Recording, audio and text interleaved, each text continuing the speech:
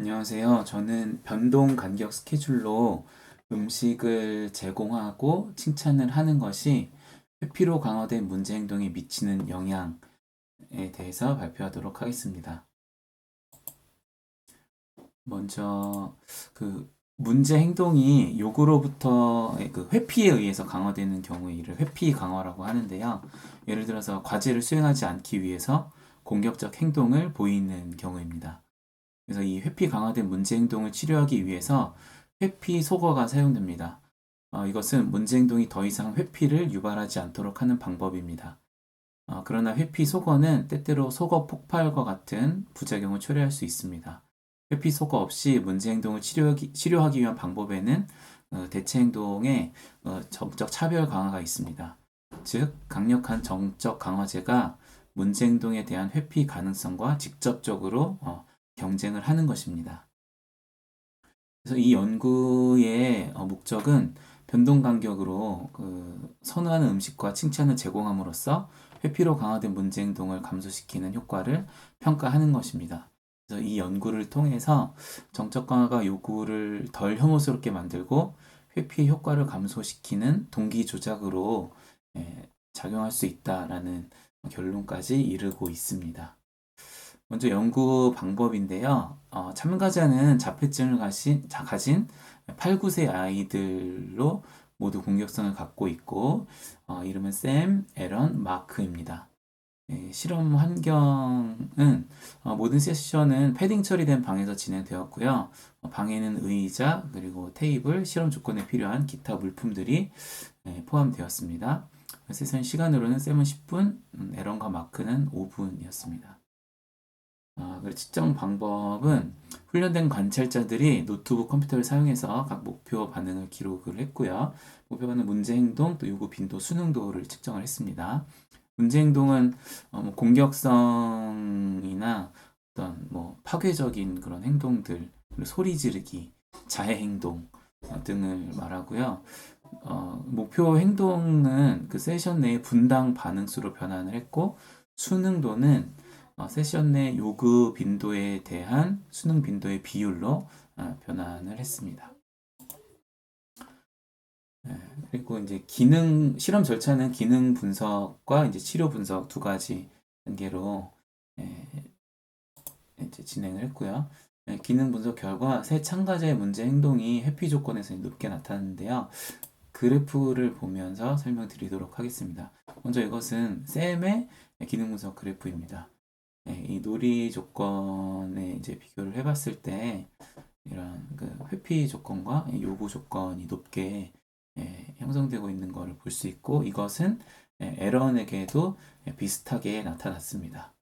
이렇게 이전에 보면은 그 하얀색 세모가 그 회피, 그리고 그 까만색 네모가 이제 그 요구권인데, 여기서도 마찬가지로 회피와 요구가 높게 나타났고요. 그다음에 마크의 경우에는 여기서는 이게 그 쌍분석 그걸 사용을 했는데, 이 두 가지 조건만 놓고서는 이제 비교를 했을 때 이 회피 조건이 높게 나타나는 것을 볼 수 있었습니다. 그리고 이제 치료 분석을 했는데요. 그래서 이제 그 세 명 다 회피가 주된 기능이다, 이렇게 결론을 내렸고요. 그리고 이제 치료 분석으로 들어갔는데, 치료 분석 결과 변동 시간 음식 제공과 칭찬이 문제 행동을 감소시킨다는 결과가 나왔고, 수능도 변화에서는 에런의 수능도가 가장 크게 증가되었는데, 이것도 그래프를 보면서 설명을 드리도록 하겠습니다. 그리고 세 명의 이제 치료 분석 그래프인데요. 먼저 하얀색 세모로 표시된 것은 수능 행동이고요. 까만색 세모로 표시된 것은 문제 행동입니다. 첫 번째 그 단계는 이제 기초선 단계입니다. 베이스라인이고요. 두 번째는 이제 변동 간격으로 그 음식물과 칭찬을 제공하는 그런 단계, 다시 기초선, 다시 그 변동 간격, 이렇게 적용하는 ABAB 반전 설계를 사용해서 치료 분석을 수행을 했습니다. 여기서 변동 간격에서는 그 제공을 15초 간격으로 제공을 했습니다. 아, 그 15초 변동 간격으로 평균 15초가 되도록 제공을 했습니다. 먼저 쌤의 경우를 보면은 기초선에서 이렇게 그 뭔가 일정하지 않은 그런데 보면 이제 문제 행동이 좀 이렇게 높게 나타나는 그래프를 보이고 수능 행동은 상대적으로 좀 더 낮은 그래프를 보이고 있습니다.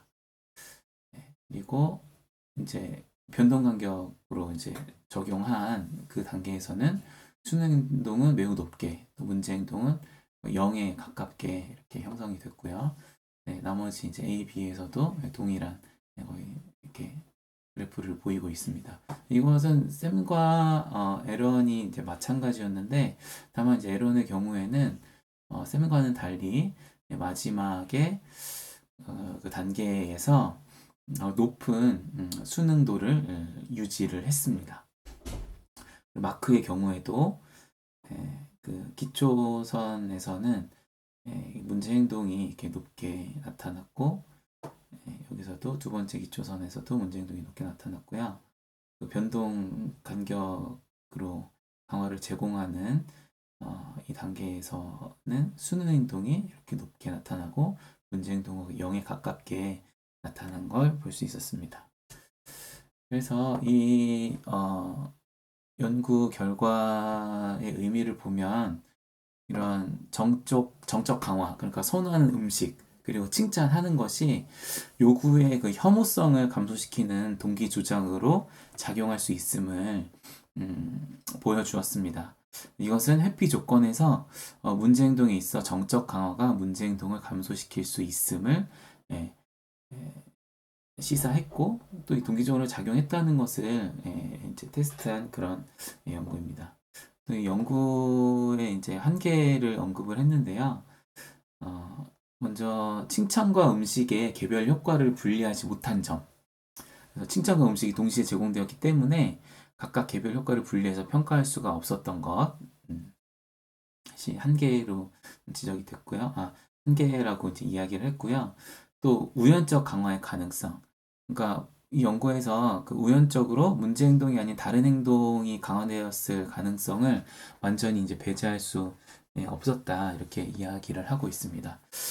그래서 이 저자들은 향후 연구에서는 이 칭찬과 음식의 개별 효과를 평가해야 될 것이다. 그리고 강화 제공 시점, 그리고 문제 행동 및 순 행동 시점 모두 기록해가지고 이 우연적 강화의 가능성을 평가하는 것이 필요하다라고 말하면서도 다만 이 VT 이 변동 간격 단계에서 사실 이 문제 행동이 거의 0에 가깝게 나타났기 때문에 이게 우연히 이렇게 여러 번 되었을 가능성이 없지 않겠냐라고 이제 이야기를 하고 있습니다. 다만 어쨌든 이렇게 좀 이런 가능성이 있기 때문에 후속 연구에서는 개별 효과를 평가하고 하고 또 이제 그 강화 제공 시점과 그 문제 행동이나 순 행동이 일어난 것 시점을 모두 기록해서 데이터를 수입해서 우연적 강화의 가능성을 평가하는 것이 필요하다고 이야기하면서 논문을 마치고 있습니다. 발표 마치도록 하겠습니다. 감사합니다.